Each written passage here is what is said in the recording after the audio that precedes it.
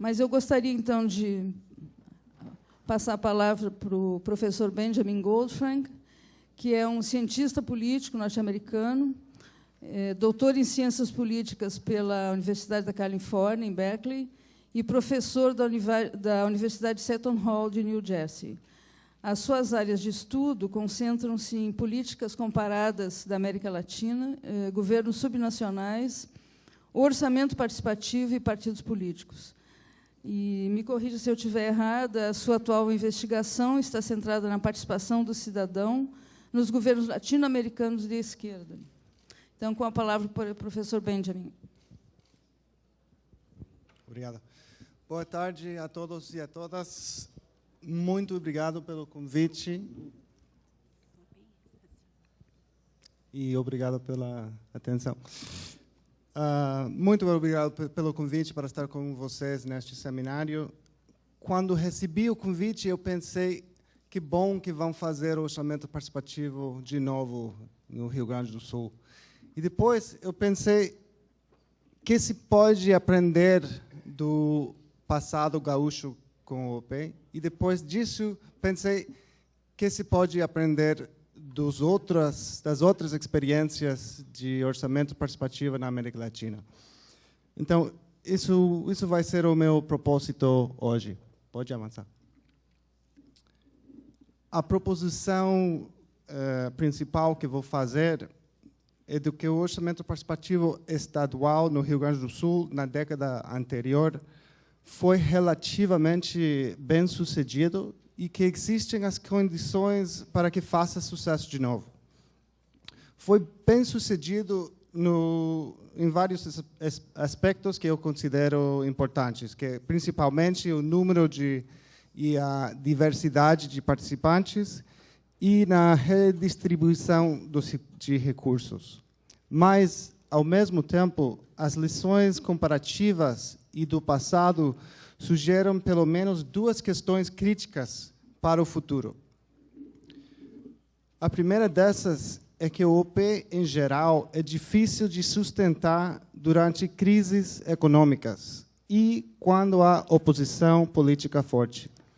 A segunda questão, a qual parece-me particularmente relevante aqui, é que quando o desenho das instituições participativas chega a ser muito complexo e muito formalizado, há uma tendência de queda na participação cidadã.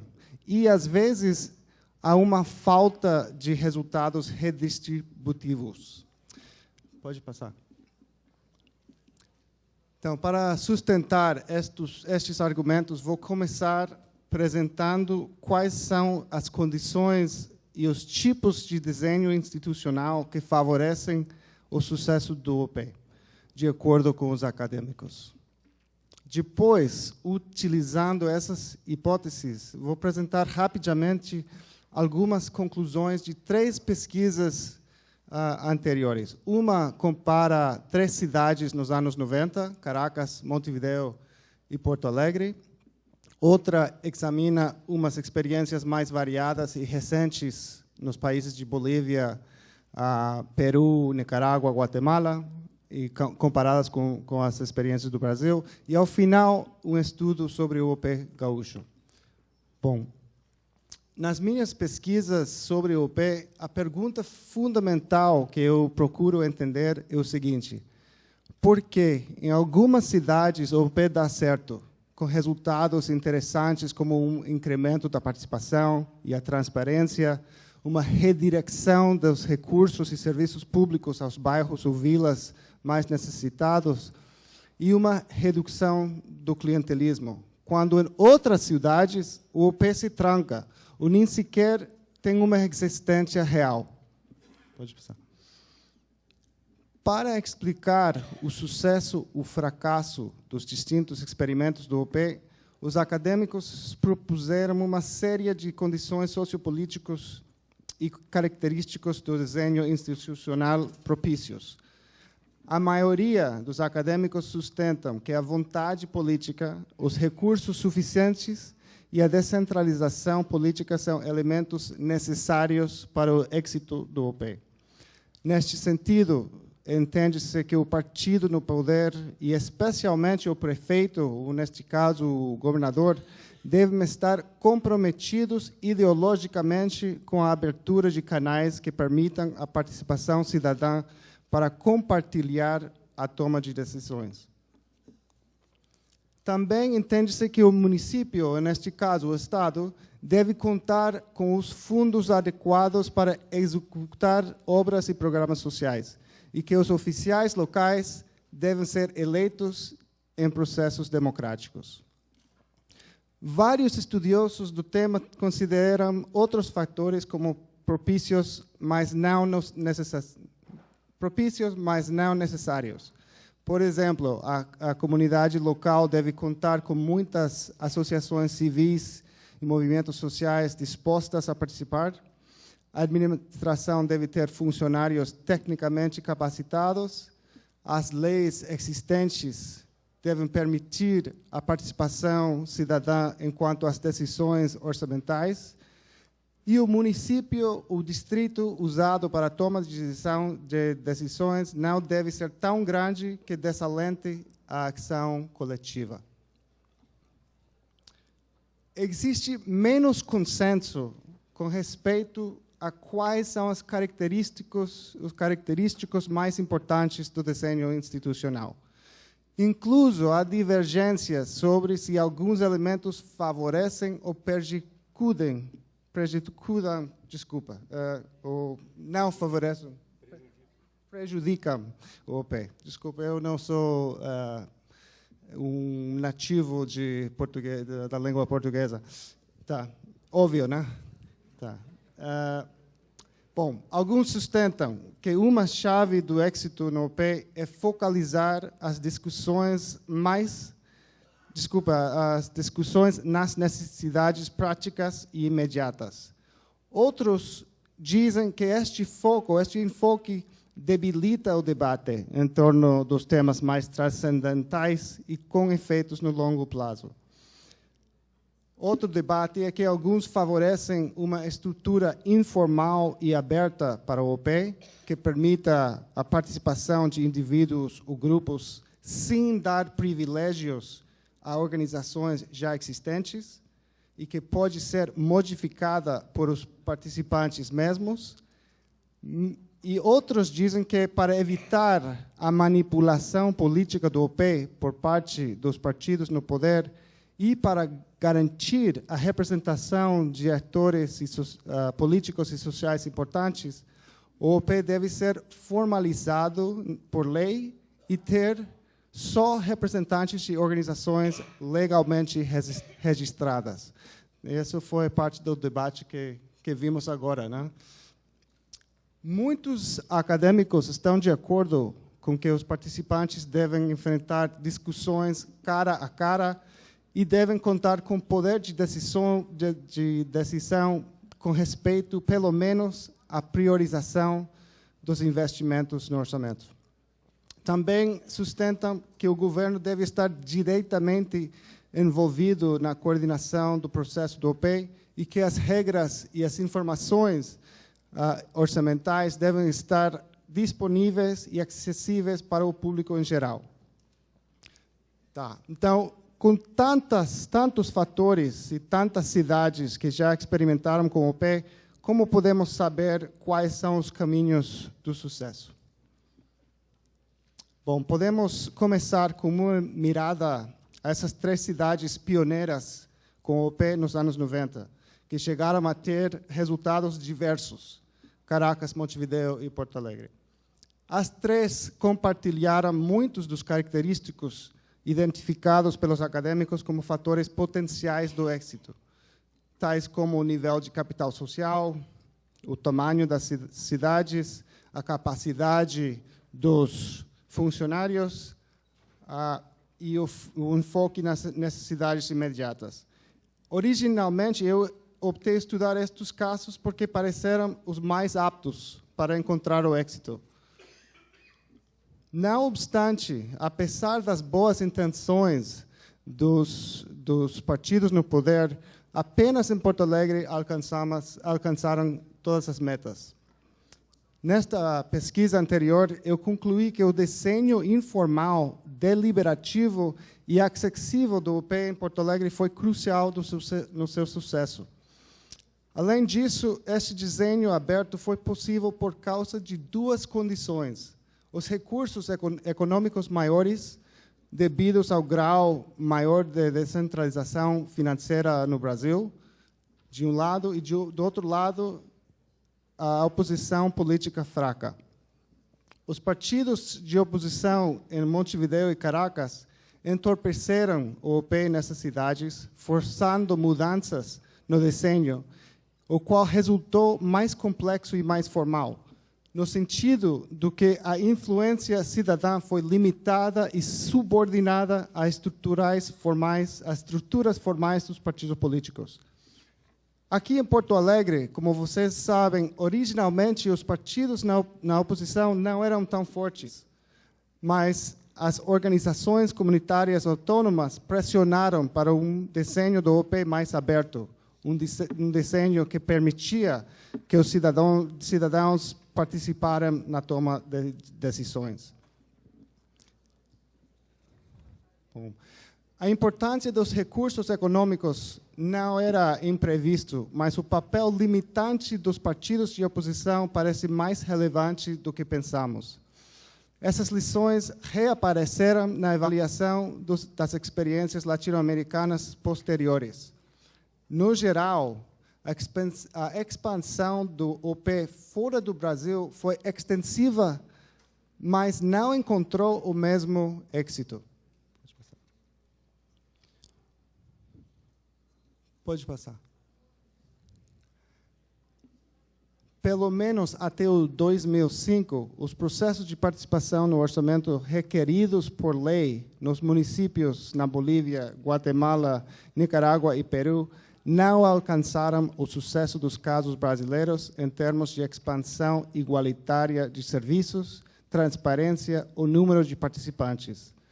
Em muitos casos, não houve participação real. Eram organizações fantasmas que o prefeito inventou para dizer que havia participação. Pode passar. Eu acho que as razões para isto são a falta de condições propícias e a falta de seguir o padrão brasileiro de criar mecanismos de participação abertos e com poder de decisão. Por exemplo, o Brasil tem maiores recursos e é mais descentralizado que os outros países. Assim que os municípios geralmente têm maior capacidade de gasto por habitante. Na época, a maioria das cidades brasileiras gastavam anualmente entre 240 e 400 dólares por habitante em investimentos. Quando nos casos andinos e centro-americanos, os municípios podiam gastar muito menos, tipo 11 dólares por habitante em algumas cidades nicaragüenses. Pode passar. Com respeito ao desenho institucional, os casos brasileiros oferecem um contraste claro comparado com os outros países. A estrutura do OP é menos formal nas cidades brasileiras e procura a participação individual. Nos outros países, o OP geralmente favorece a participação através de representantes de organizações já existentes. O OP brasileiro também é mais deliberativo. As assembleias comunais têm mais poder de decisão sobre as prioridades e nos outros países, o caráter deliberativo do OP é difícil de constatar. As leis nacionais sugerem mais uma função de consulta para os participantes. Aliás, nos conselhos de desenvolvimento, que são instâncias com algo mais de poder sobre o orçamento, as leis peruanas, nicaragüenses e guatemaltecas dizem que a metade dos participantes tem que ser autoridades do governo. A implementação das leis nacionais sobre a participação cidadã nos processos orçamentais municipais foi lenta e desigual em cada um dos 4 países. Isto é um reflexo da indiferença ou hostilidade sobre o OP na parte de muitos profetas de partidos tradicionais que não apreciam a participação. E também de falta de pessoal competente em muitos municípios, ou pessoal capacitado. Além disso, a falta de regras claras tem contribuído a uma distribuição de recursos focalizada nos centros urbanos, e assim os intentos de reduzir a pobreza foram frustrados. Mas não quero dar a impressão que tudo fora do Brasil foi um fracasso. Se é certo que, ao nível geral, houve muitos problemas, também é certo que existem várias experiências locais bem-sucedidas. Avance. Peru, por exemplo, tem vários casos, inclusive casos bem-sucedidos, apesar de ter recursos mínimos ou uma oposição relativamente forte. Geralmente, os casos exitosos compartilham certos aspectos de desenho institucional, como estruturas de participação menos formais, com espaço para participação tanto individual como de organizações, e poder de decisão, pelo menos, sobre uma parte do orçamento. Por que fugiram do padrão de fracasso? Porque muitos dos municípios peruanos exitosos implementaram o OP antes da lei nacional ou ignoraram a lei. E também porque receberam ajuda financeira ou técnica de fora, e além disso, porque os prefeitos convidaram aos rivais políticos a participar, e assim houve uma inclusão e a participação mais diversa. Pode passar. Tá. Que tem tudo isto a ver com o Rio Grande do Sul? Eu acho que sugere que este Estado tem todas as condições precisas para desenvolver uma experiência boa do OP. Tem a vontade política, tem os recursos suficientes, ou deve ter os recursos suficientes, tem pessoal capacitado, funcionários capacitados, tem a descentralização, tem quase tudo. Mas ainda podemos aprender da experiência anterior no Estado, quando tinha quase as mesmas condições. Naquela época, quais eram os méritos e os problemas principais do UP? Os méritos fundamentais incluíam a participação ampla e diversa da população, muito maior do que em outros casos do UP, e a distribuição igualitária dos investimentos. E a evidência disso vem de umas pesquisas que eu fiz com o meu colega Aaron Schneider, que alguns de vocês devem conhecer também, utilizando uma base de dados dos municípios gaúchos. Encontramos que no 2001 a participação no OP estadual variava entre 5% e 15% da população de idade para votar, na maioria dos municípios, e chegou a mais de 50% em algumas cidades. Uma crítica do OP no passado foi que era só para petistas. E nós encontramos que no início, no primeiro ano, sim, houve uma relação estatística entre a porcentagem da população que era membro do partido e a porcentagem que participou no OP. Mas também encontramos que a participação no OP cresceu muito nas cidades onde outros partidos eram dominantes. Então, houve uma diversidade política nas reuniões. Pode avançar. Com respeito à distribuição de investimentos, nossa pesquisa mostrou que as cidades com baixos indicadores de saúde e educação receberam mais recursos. Por exemplo, por cada 10 lugares menos no ranking, ou posição de saúde, a cidade ganhava R$19 mais por pessoa. Pode avançar. Além disso, com o OP, mais recursos eram destinados aos gastos sociais.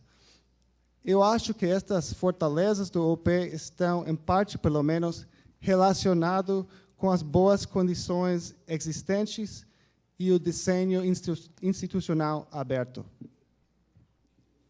Agora, também houve problemas. Uma era da oposição política realmente feroz. E me imagino que todos lembram das batalhas na mídia, nos tribunais e na Assembleia Legislativa. Houve uma reação muito forte em contra do OP estadual na época. Eu acho que isto foi minimizado no tempo, mas houve outro problema, que foi a falta de crescimento econômico nacional e estadual, que levou a dificuldades em completar todas as demandas. Isto pode ter tido uma repercussão na eleição, onde o novo governador eliminou o OP. Para continuar, o OP precisa de apoio político. Pode avançar aí. E nos últimos anos do OP, parece que houve um declínio no apoio. Nossa pesquisa mostrou que, na maioria dos municípios gaúchos, o valor das obras completadas foi menor do valor das obras prometidas. E isto pode ter afetado os resultados eleitorais. Quando mais grande foi a diferença em obras prometidas e obras completadas, houve menos votos para o candidato associado com o OP. Pode avançar. Concluindo, a maioria das condições estão apontando para o sucesso com o OP no Estado e não acho que a reação contra o OP vai ser tão forte esta vez. Já todo mundo conhece o OP. Aliás, o Brasil está vivendo seus melhores momentos econômicos em anos. Só falta de desenhar uma estrutura de participação adequada e assegurar que não prometem muito mais do que podem completar. Obrigado.